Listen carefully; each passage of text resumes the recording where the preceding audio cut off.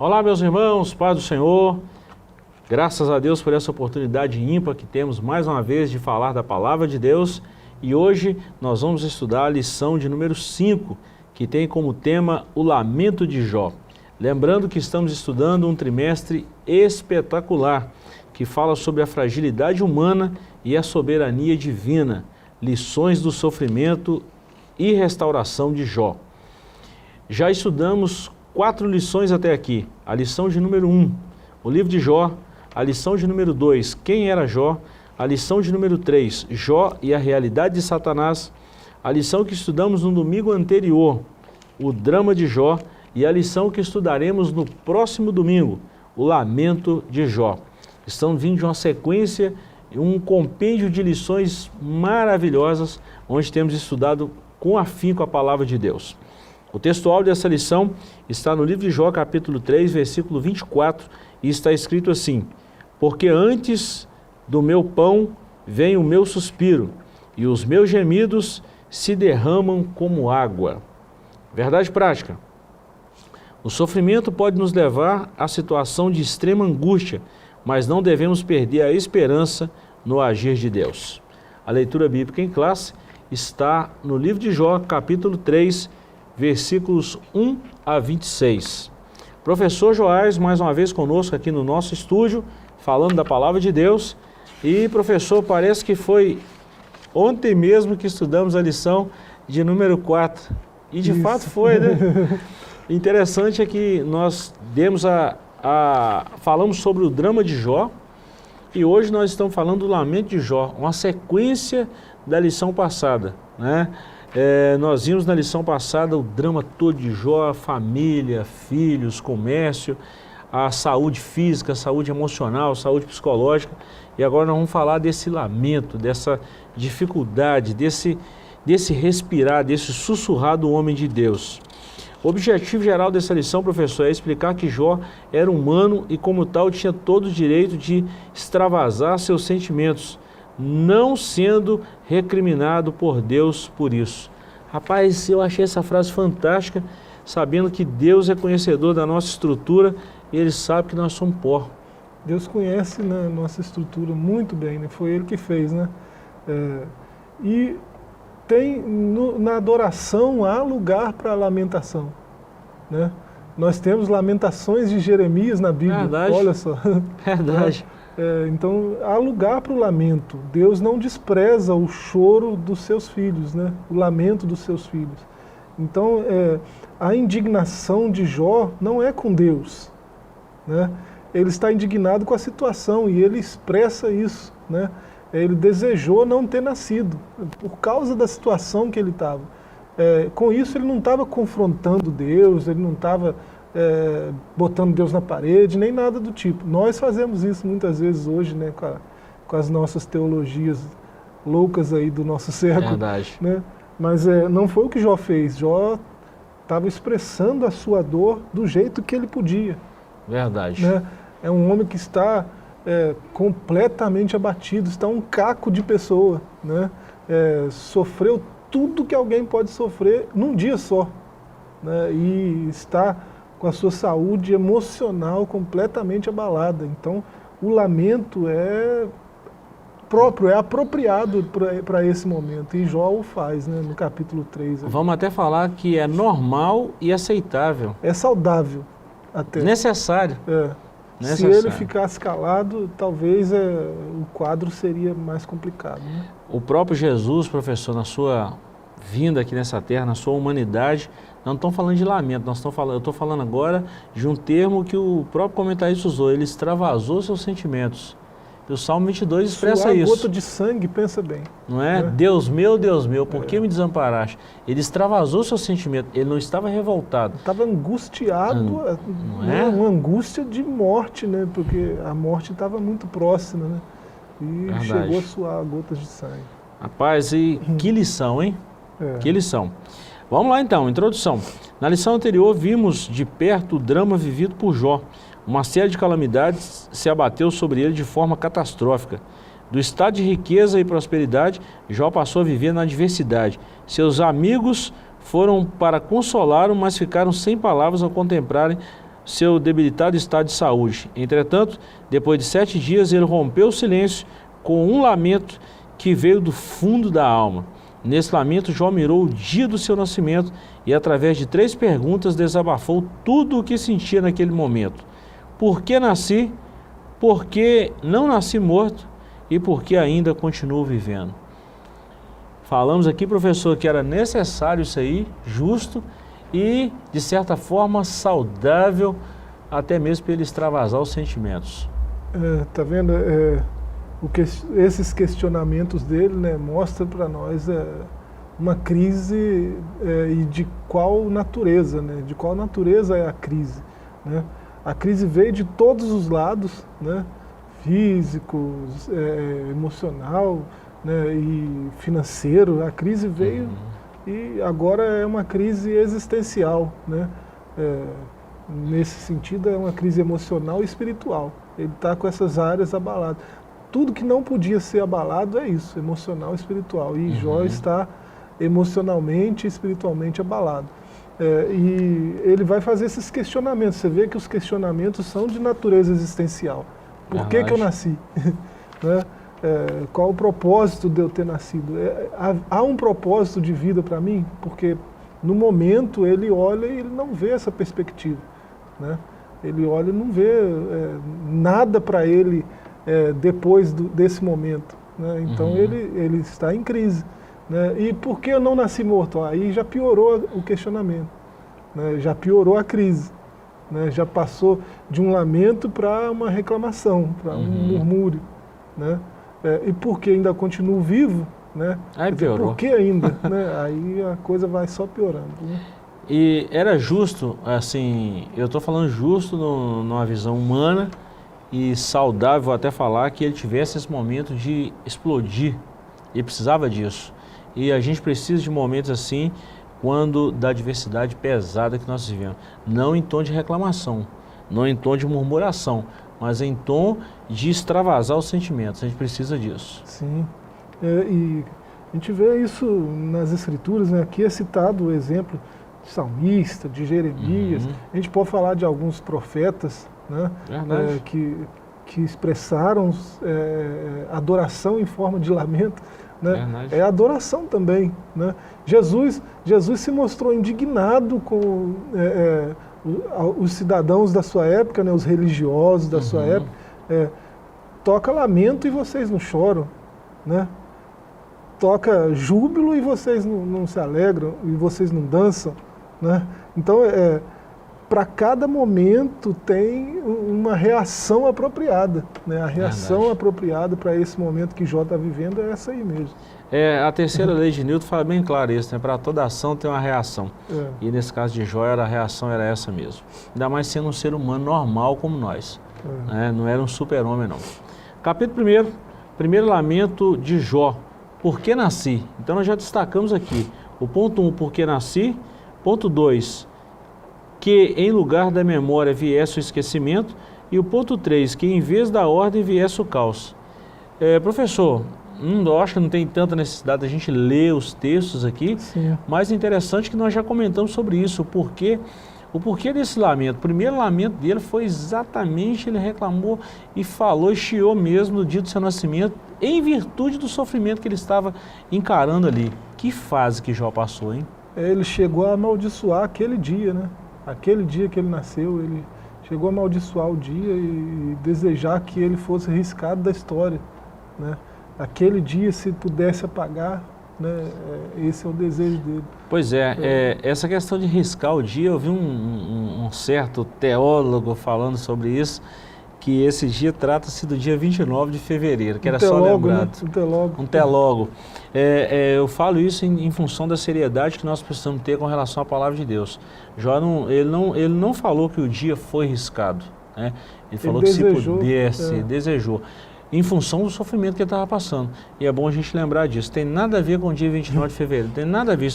Uma coisa não se complica a outra. É poesia, é uma linguagem figurada. Não é? Faltou um pouco de exegese. Não é? Verdade. Vamos lá no capítulo 2. Segundo lamento de Jó. Por que não nasci morto? Professor, essa lição vai seguir o lamento aí, os 26 versículos, o capítulo todo praticamente, né? E nós vamos trabalhar em 3 pontos aqui também. Primeiro, descansando em paz. Segundo, livre de tribulação. E terceiro, uma realidade para o cristão. Primeiro, os intérpretes observam que o discurso de Jó, a partir do versículo 11, muda de amaldiçoar para reclamar. A partir desse versículo, Jó passa a reclamar por não ter nascido morto. Olha que situação. Para ele, nascer morto teria sido melhor do que existir naquelas condições. Era a melhor maneira de não passar por toda aquela tribulação. Essa palavra de Jó revela uma coisa: ele queria descanso de todo o seu sofrimento. Professor, pensando nisso aqui, estudando isso, eu vi uma pessoa trabalhar e falar um negócio muito assim, é um assunto polêmico, mas falando sobre essa questão de pessoas, principalmente em momentos como esse que nós estamos vivendo, de pessoas que estão pondo fim na sua vida. E conversando com uma psicóloga bem recente, ela expressou uma palavra que vale a gente ressaltar isso, falando, isso não tem justificativa, tá? Mas eu estou dizendo assim, uma palavra que ela falou, que ninguém que põe fim na sua vida tá com a intenção de destruir, ele quer só resolver o problema. Está falando de uma forma psicológica, tá? Trabalhando a situação humana. É só para mostrar a seriedade dos fatos e saber que Deus está no controle da situação e que nós precisamos ter cabeça no lugar com relação a isso. O suicida, ele entende que o único jeito de acabar com o sofrimento é a morte, né? E não podia estar mais equivocado, né? Jó é um exemplo disso. A gente conhece essa história que nós estamos vendo agora, mas nós vamos ver o final da história daqui a pouco. Verdade. Né? Ele teve um quinto da vida, né, com muita prosperidade, se tornou o maior da sua região, o homem mais rico daquele tempo, daquela era, né?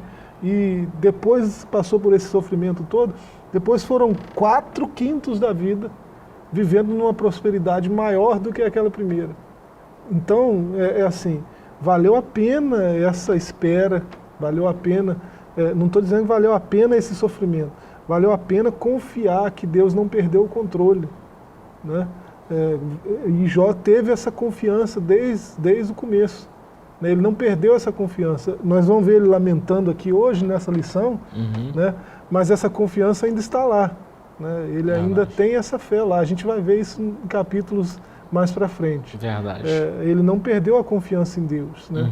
Ele só está numa indignação que começa muito justa e vai se complicando, né? Aqui, a partir do verso 11, ele passa de um lamento para uma reclamação, né? Em vez de lamentar, né, ele passa a reclamar, amaldiçoar, reclamar, né? Aí já é uma postura que não é muito recomendada, né? Verdade. E parece que a gente olha assim, a partir do verso 11, a gente tem a impressão de que Jó participou, pelo menos, de alguns partos, né? Ele deve ter presenciado, né, alguns nascimentos, né, talvez dos filhos, né, teve 10 filhos. Quando ele olha, parece que ele está olhando lá para o passado, né, ele está se vendo lá nascendo, aí ele está vendo a parteira e ele deseja que o joelho da parteira se canse, né?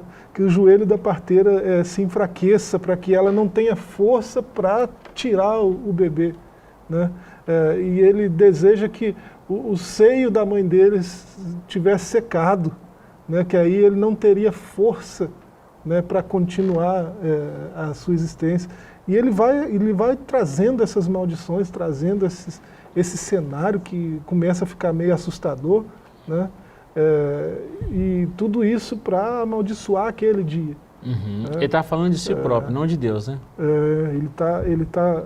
Esse lamento dele é todo direcionado à situação, não ao Criador, não ao seu Deus, né? Em relação ao Criador, reforçamos o que falamos na lição passada. Eu sei que o meu Redentor vive e que ao seu certo tempo se levantará, e por fim se levantará. Né? Ele até falou, ó, nu saí do ventre da minha mãe e para lá nu voltarei. O Senhor me deu, o Senhor o tomou. E termina falando, bendito seja o nome do Senhor. Então ele estava reclamando da situação e não de Deus. Sim. Professor, e eu quero deixar uma palavra aqui aos nossos irmãos, amigos, ouvintes do nosso programa. Esse momento de pandemia que nós estamos vivendo agora, toda a sociedade, o mundo inteiro está sendo abalado, sacudido por essa situação.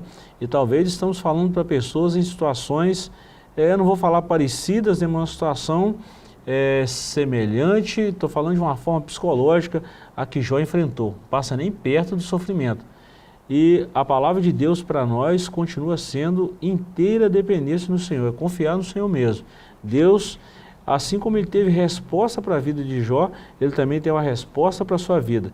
Então continuemos a confiar no Senhor, independente do momento que estamos atravessando. Deus tem resposta para nós. Deus te abençoe, tá? Não há coisa pior do que a morte, né? Jó desejou isso quando ele diz que ele que antes iluminava caminhos de outras pessoas, né? Ele agora deseja a escuridão. Quando ele fala de escuridão, ele está falando da morte, né? Ele acha que seria, pelo momento que ele está vivendo, ele entende que seria um cenário melhor para ele.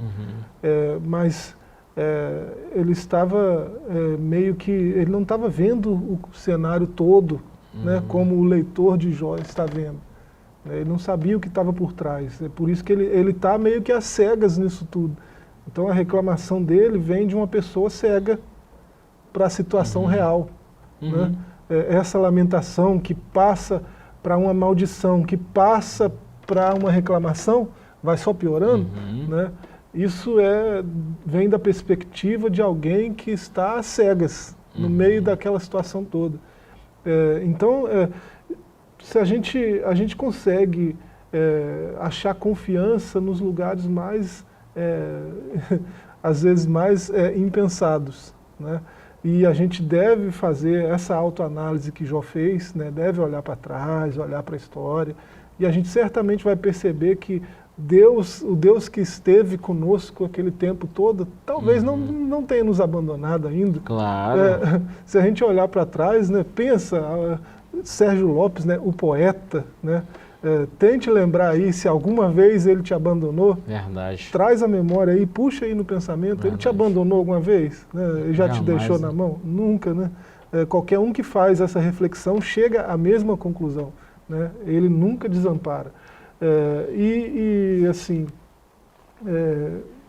longe de tentar trazer um alento maior do que o que a Escritura traz, né? Isso aí é impossível até, mas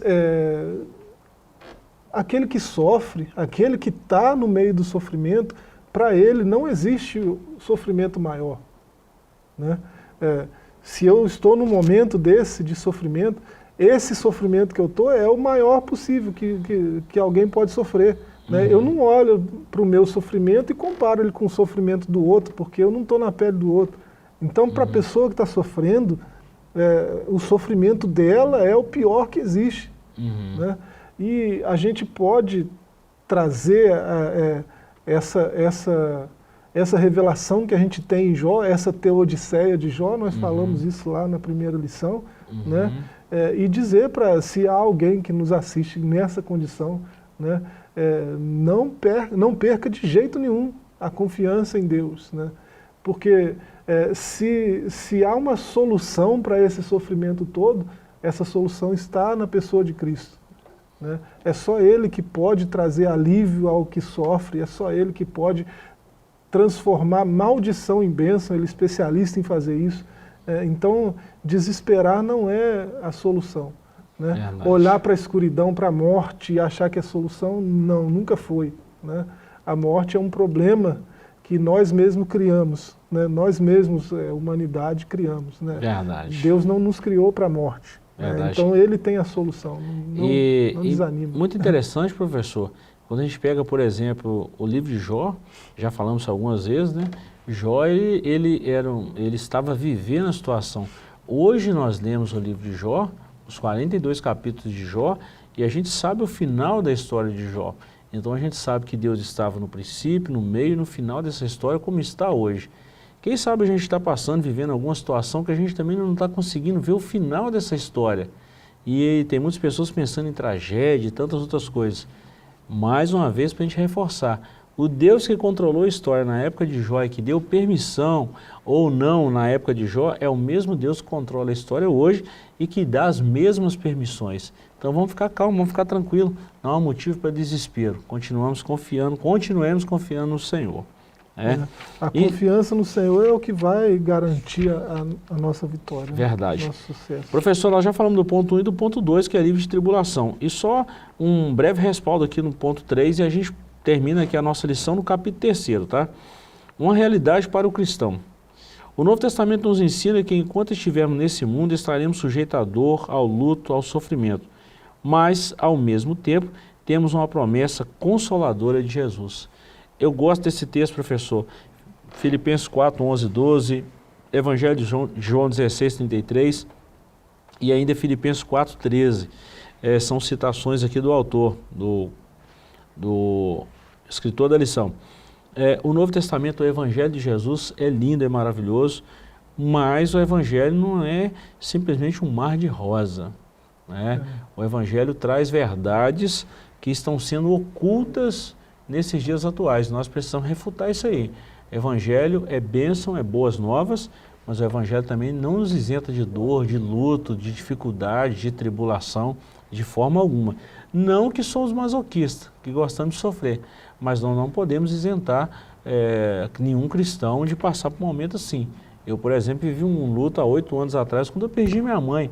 É uma dor incalculável, uma coisa terrível. Ah, não, agora eu sou crente, eu sou servo do Senhor, eu não posso passar por isso. Quem falou que não pode? Pelo contrário, no mundo tereis aflições. Nós estamos sujeitos a isso mesmo. Mas qual que é o consolo para esse luto que eu vivi há 8 anos atrás? De um dia rever minha mãe na glória do Senhor. Então, isso é consolador. E é essa esperança que nós precisamos ter. É isso que o Evangelho proporciona em nós. Ele proporciona um alívio para o luto, um alívio para a dor e um consolo para momentos difíceis como esse. Sim, o cristão não pode perder isso de vista, né? Tem uma série de livros que eu gosto muito, né? N com um E. Uhum. Livro juvenil, né, digamos assim, mas eu gosto demais pelo conteúdo, pela arte. E tem uma passagem no livro que a N fala que a vida esconde presentes nos lugares mais sombrios, nos lugares mais escuros, né?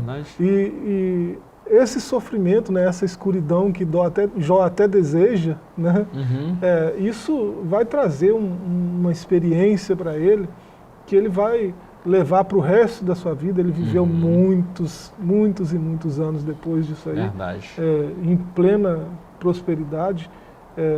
E a gente olha para o que Cristo falou, né? O que Ele prometeu, o que Ele nos assegurou, né? Melhor do que prometeu, o que Ele nos assegurou é muito diferente do Evangelho que nós temos ouvido de forma mais comum hoje. Né? O Evangelho da mídia é um Evangelho diferente do que Jesus pregava, né? O que Ele traz, né, para nós é que no mundo, né, nós teremos aflições. Né? Mas ele tem uma palavra além da aflição, né? Tenha coragem, eu venci o mundo. Tenha bom ânimo, né? Eu venci o mundo, né? E Glória ele garante que como ele venceu, se nós estamos com ele, nós também vencemos. Isso é maravilhoso.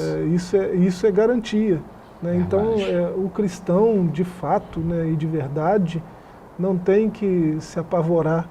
Ele tem o direito de sofrer, ele tem o direito de lamentar, deve fazê-lo, né, no momento oportuno, mas desesperar, né, amaldiçoar Deus, deixar Deus de lado, esquecer que Deus está no controle, que Deus é soberano, não. Isso aí não pode. Deus é soberano, ele não perde o controle, não. Fechando esse capítulo 2 aqui, falando desse lamento de Jó, porque nasce morto, né? Nós falamos em 3 tópicos aqui. Fechando bem rapidinho mesmo, eu lembrei de um livro muito bom que eu li há muitos anos atrás, ainda lá no período de faculdade, Oportunidade Disfarçada. O autor desse livro, ele fala que as melhores oportunidades estavam em momentos de tormento, em momentos de dificuldade. É um livro secular, tá? Mas ele estava falando de grandes empreendedores que, assim, no momento de caos, quando o camarada estava quebrado e tal, teve uma ideia e o negócio funcionou muito bem. Então a gente deve aproveitar esses momentos de adversidades, né? Silvio Santos fala um negócio muito interessante, onde muitas pessoas verem, vamos falar assim, uma dor, uma dificuldade, ele consegue ver uma oportunidade. Então, Deus também trabalha muito isso com a gente, tá? Sim. São oportunidades de crescimento, de amadurecimento da nossa fé, de conhecimento de Deus. Prova disso que Jó falou no 42, versículo 5. Antes eu conhecia Deus só de ouvir falar, agora os meus olhos o veem. Olha que extraordinário isso. A aprovação tem essa finalidade também de nos aproximar de Deus. E traz aperfeiçoamento, né? Não é? Traz uma comunhão mais legítima. Verdade. E encerramos aqui falando o seguinte, terceiro lamento de Jó, porque continuo vivo. Versículos 20 a 26. Ponto 1, vale a pena viver? Ponto 2, sem o favor de Deus? E o ponto 3, um caminho de sabedoria e maturidade. Ponto 1, nessa terceira sessão do capítulo 3, Jó faz uma quarta pergunta. Por que se dá luz ao miserável e vida aos amargurados de ânimo? As outras perguntas estão em capítulo 3, versículo 1, 3:12 e 3:16.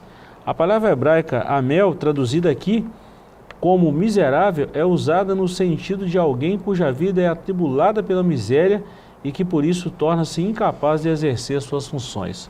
E ainda o ponto 2, sem o favor de Deus, Jó novamente volta a indagar. Por que se dá luz ao homem cujo caminho é oculto e a quem Deus o encobriu? A pergunta busca o significado do sentido de todo aquele processo. Ela busca compreender o porquê de Deus permitir o sofrimento. E para encerrar, ponto 3, um caminho de sabedoria e maturidade. Muitas vezes sentimos-nos iguais a Jó, desorientados, passando por uma via dolorosa do sofrimento.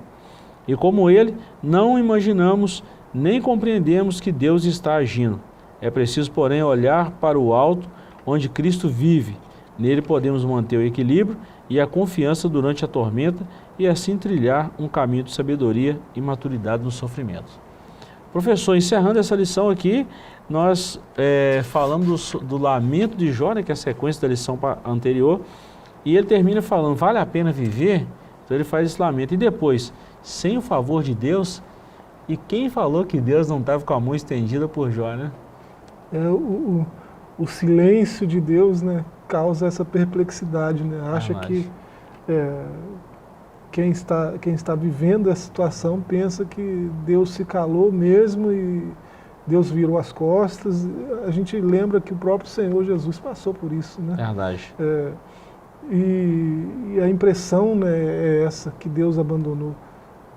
Coisa impensável, né? Porque, né, a gente percebe em toda a história humana que se isso fosse verdade, nós não teríamos chegado até aqui, né? E você vê como a coisa que começou com um lamento justo, né, e cabível no momento adequado, como que o lamento foi se tornando uma coisa bem mais complexa, bem pior, né? Quando chega a esse ponto, né, porque ainda estou vivendo, a filosofia ela fica sombria, né? A cosmovisão parte para um lado mais sombrio. Esse pensamento que Jó tem aí, né, por que dar luz ao miserável, né? Que dá a entender que uma vida sem as riquezas, sem as oportunidades adequadas, sem coisa do tipo, essa vida não vale a pena ser vivida, né? Esse tipo de filosofia trouxe o eugenismo, por exemplo, né? A gente, na história mais recente, a gente olha para Hitler, né, e não tem boas lembranças, não é bom nem citar. Verdade. Né? Já me dá uns calafrios só de citar. E a gente olhando mais para trás, a gente vê coisas, atrocidades terríveis, né? Vê romanos, né, no alto dos muros jogando suas crianças, né, muro abaixo para morrerem. Né? A gente olha mais para trás, a gente vê os judeus, né, que conheciam o Deus vivo, de andar com Ele, né, de vê-lo, de andar com Ele, de provar a sua ação no meio deles, né, jogando seus filhos vivos no fogo de Moloque, né? Isso vem desse pensamento eugenista, né, de que o mundo é só para os coloridos, é só para os que estão bem, o mundo é só para quem está de boa, é só para quem é belo, é só para quem é rico, o mundo é só para isso, né? E é um pensamento perigoso, e é um pensamento mentiroso. Maligno, né? E Jó chegou a tocar nesse ponto. Né? Felizmente, daí para frente, né, do capítulo 3 aí, até esse ponto aí do 23 para frente, a gente vai ver que isso vai mudando, né? Até com os diálogos que ele tem com os amigos, mas não é um pensamento bacana, a coisa no âmbito da lamentação de Jó, ela foi só piorando e chegou a esse ponto mais degradável, né? O pior ponto, que é pensar por que eu sendo miserável desse jeito, por que eu estou vivendo ainda, né? Como se não houvesse um propósito no sofrimento, né? Isso só dá uma prova para nós, professor, tanto, vamos falar assim, da literalidade e da veracidade do livro, que Jó realmente é um personagem real, que não sabia, mas Deus estava no controle da situação. Isso só me prova a veracidade, os fatos e uma série de outras coisas que nós vamos falar nas próximas lições. Estamos chegando ao final dessa lição e só fechando aqui com a conclusão. Nessa lição vimos o dilema de Jó, desconhecendo a razão das adversidades que se abatem sobre ele. O patriarca não negou a Deus, nem o amaldiçoou. Todavia ele expôs toda a sua humanidade, de forma que o leitor, que apenas o contempla sem, contudo, participar do seu drama, tem dificuldade de entender o seu lamento, principalmente quando ele se dirige a Deus. Olha bem, falamos mais uma vez, Jó não estava amaldiçoando a Deus, ele estava simplesmente materializando os seus sentimientos ou verbalizando esses sentimentos. Sim. Que é de forma justa, né?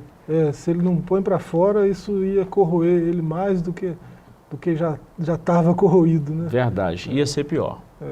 Chegamos ao final dessa lição, queremos te agradecer mais uma vez pela companhia e queremos te convidar num domingo desse pela manhã, de 8h30 até as 10 horas, professor, está conosco numa lição maravilhosa como essa. Aqui nós estudamos em loco e com tempo bem mais folgado, mais longo, para a gente falar de detalhes que nós muitas vezes passamos batido aqui. Deus te abençoe, Deus te guarde, tenha uma excelente semana e voltamos no próximo programa, se assim Deus nos permitir. Forte abraço e até lá.